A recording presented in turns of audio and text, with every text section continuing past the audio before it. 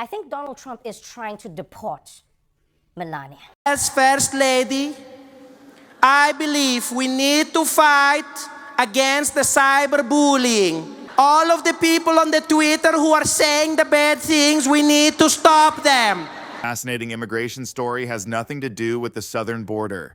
It's a story that starts in his own home. For years, a central theme of his political identity has been a hardline stance on immigration, ending special treatment and demanding a merit-based system. We need to make sure that they cannot carry on what they're doing. I was like, do you know your husband, lady? And now I realize she was doing it on purpose. They were having a fight. Is that the very system he attacks is the one that gave him a first lady. The beautiful, glaring hypocrisy of it all is that Donald Trump's own policies would have flagged Melania Trump as a problem. Take chain migration. And you have chain migration. Chain migration. A guy comes in, and then you have to bring his aunt, his uncle, his father, his grandfather, his In Trump's rhetoric, it's a national threat, a relentless flow of undesirable family members. He made ending it a top priority. Yet, it's the exact mechanism Melania used to sponsor her parents, securing their U.S. citizenship. President Trump's in-laws slipping in and out of a Manhattan federal building where they took the oath of U.S. citizenship. Sources tell ABC News that First Lady Melania Trump sponsored her Slovenian-born parents, Victor and Amalia Knobs, taking advantage of the same policy President Trump has denigrated as chain migration. While the policy was being publicly demonized, the Trump family was privately benefiting from it. It wasn't just a political issue. It was apparently a family matter. Gotta get rid of all these immigrants, folks! Your move, Melania. About Melania Trump's immigration status when she first came to the U.S. The Associated Press reporting she didn't have the proper visa for her modeling work. I came here on visa. I flew to Slovenia every few months to stamp it. If that's accurate, it would mean she had a type of visa, possibly a tourist visa, that needs to be updated periodically. But that type of visa does not allow working in the United States. Then there's the question of merit. The administration championed a move towards an elite system, favoring those with extraordinary ability. The visa Melania herself used to get her green card is the EB-1, nicknamed the Einstein Visa. It's reserved for the top of the top tier.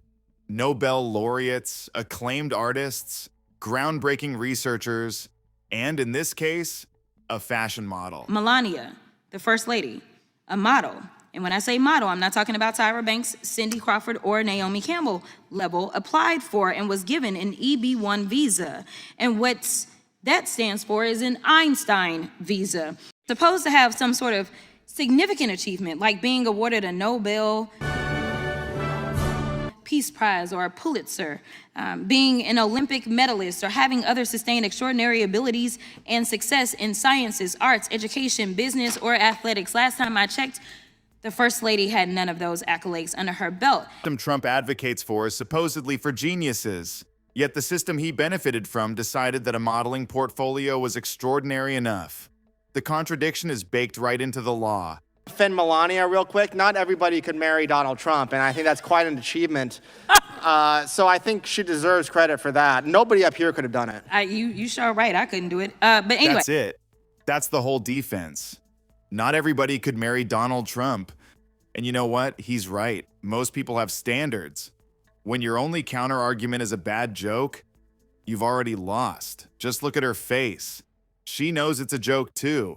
And this is where it gets really good, because while they're handing out genius visas to the family, they're running around screaming about integrity.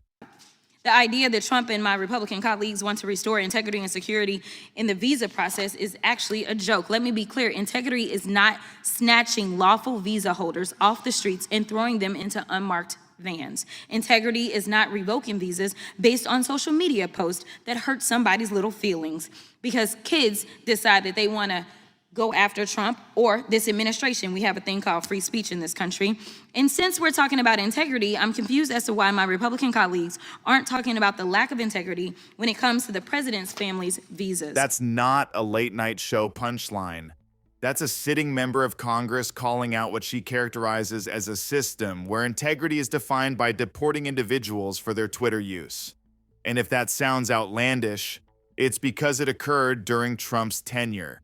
While MAGA leaders espouse protecting the nation, Crockett asserts they were busy perusing feeds for hurt feelings and yanking visas as if it were a trivial high school squabble. Her inquiry was simple. How can you discuss restoring integrity when the rules apparently apply to everyone but them? It's so very interesting to me that, yes, we will say people are xenophobic, because when you start to decide that just because somebody came from another country, they are automatically some kind of criminal, that does sound kind of xenophobic to me. Therein, perhaps the most direct irony comes from the public charge rule. The administration's policy sought to penalize immigrants who use public benefits like government-funded housing or transport. Consider for a moment the lifestyle of a first lady.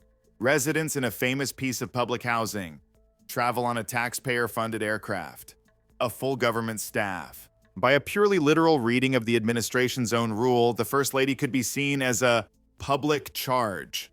It's a paradox so perfect it feels scripted. Obviously, the rules were never going to be turned against his own family, and that's precisely the point. The tough talk, the harsh policies, the entire immigration agenda, it was never meant for people like them. Just a quick note for you all. This channel is committed to responsible commentary. We strictly follow all of YouTube's community guidelines, and every clip you see is sourced from public media. If you appreciate that approach, please subscribe to stay with us. What did you see personally that you thought you wanted to tackle this issue? I could say I'm the most bullied person on the world. You think you're the most bullied person in the world? One of them. On paper, it was a noble cause aimed at championing the well-being of children and, most famously, fighting against cyberbullying. The only problem? The most powerful cyberbully in the world wasn't some anonymous troll in a basement. He was the man she shared a home with. And while played for laughs, the theory is deeply telling.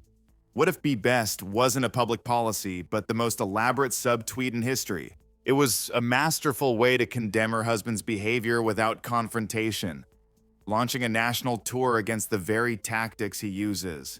As a campaign, its legacy is debatable, but as a quiet plea aimed at an audience of one, it may have been her masterpiece. When it comes to Donald and Melania Trump, their marriage is anything but picture perfect. With Melania's frosty vibe and Trump far from winning Husband of the Year, you can't help but wonder if the awkward moments between them are more than just coincidence. This absence wasn't an isolated incident. Melania's been missing from major events like the Iowa campaign kickoff and Trump's Super Tuesday victory celebration. Over the years, she's perfected the art of slapping away his hand, ripping her hand out of his grip, and just flat out walking away from him during photo ops. This dynamic of quiet contradiction wasn't just in her policies. It became a public spectacle. The moments of visible friction, the icy expressions, the notable absences. They all painted a picture where the political dissonance we've explored seemed rooted in something far more personal. It leaves you with one central question. Where did the political performance end and the personal reality begin?